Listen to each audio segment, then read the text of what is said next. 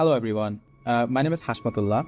I speak as a Rohingya who has lived the consequence of Myanmar military so-called clearance operation and the Myanmar policy in Rakhine State. The hearing going on in the International Court of Justice about the Rohingya is not just about the law for us. This is a historical moment for us, and this is about our right to exist with the safety, dignity, and full citizenship in future. For many years, to the world, they saw us as refugees. Today, for the first time, the world's highest court is examining the details evidence of genocide against the Rohingya community and the Rohingya people. I also speak as the son of Mr. Mohib Ullah, who has sacrificed his life for the Rohingya community. My father always insisted that the Rohingya are not just victims. We are people with legal rights, with a homeland, and with a voice. We believe that justice must be pursued through the truth, law, and accountability, which is also my father's vision and my father's mission. That belief shaped his work with the Arkan Rohingya Society for Peace and Human Rights, which is also known as ARSPHR, and it continues to guide us till today. For decades, the Myanmar authority have tried many times to erase all of the evidence, burning villages, destroying the records, and stripping us of citizenship to deny our existence. In response, ARSPHR worked to make sure that justice will not just sit on a shelf. Through the ARSPHR and in collaboration with hūmānus, thousands of survivor testimonies were collected and digitalized in the Rohingya Atrocity Archive, a living digital record of names, harms, and stories that cannot be erased. This archive is so powerful, and the data those were put into that archive and living on that is collected by the Rohingya people, the Rohingya and a community, and the organization Arkan Rohingya Society for Peace and Human Rights, which is one of the fundamental goals and the mission of the organizations.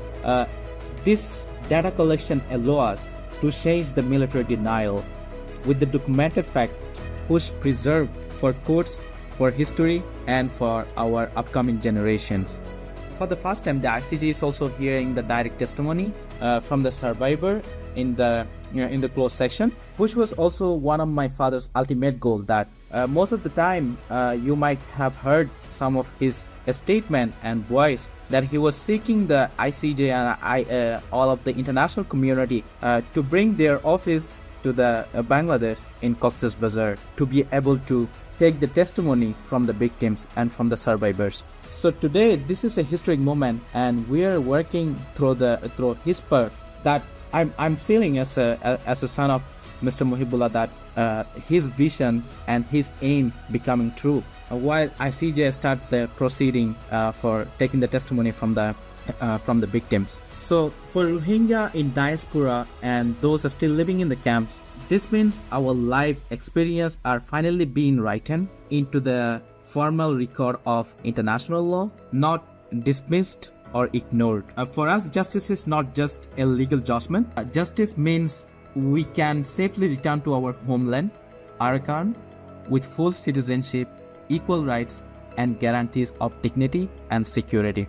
We want to return not as a temporary guest to our own homeland, but as a recognized indigenous community of Arakan, Myanmar.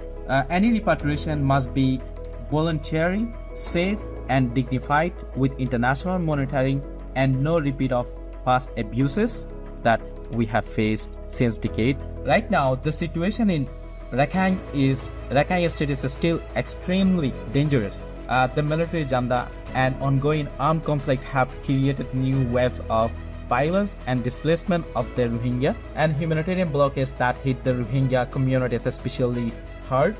Fighting between the junta and group like the Arkan army combined with restriction on aid has left many Rohingya trapped in their battlefield and also with limited access to food, healthcare, and protection. We face threat not only from the military, but also from local armed actors, forced recruitment, and deep-rooted speech that continue to portray us as foreigners.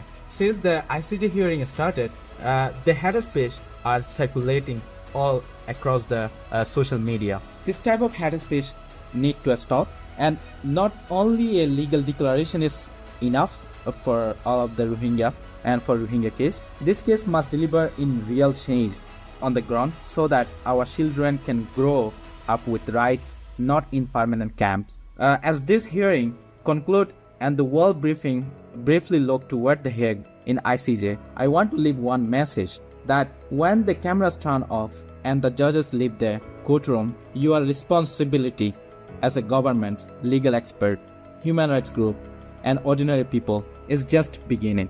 We are asking for a stronger UN and international involvement, real pressure on the junta, targeted sanctions, and robust monitoring to enforce the ICJ's decision. We are also asking a state to keep humanitarian aid flowing, to support international justice mechanism, and to make sure that the ICJ judgment is implemented in practice, not ignored. The Rohingya have waited for justice for many years. Please do not look away now. Thank you.